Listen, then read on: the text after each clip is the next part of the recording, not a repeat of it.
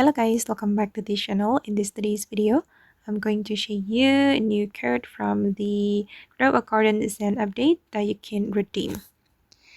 Okay, let's get started. As we know that Grow a Garden has just dropped an update called Zen Update.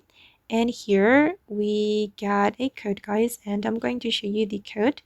Okay, wait, let me go to my garden.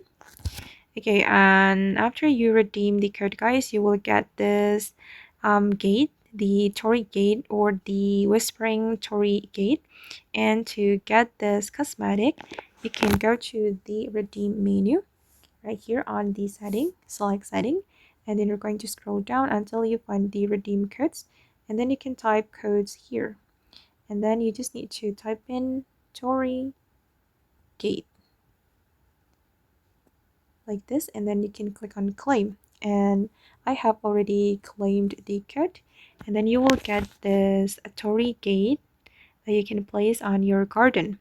And to get this Torii gate, you can go to the cosmetic, and then you can select the cosmetic and place it on your garden. And I have already placed my Torii gate here.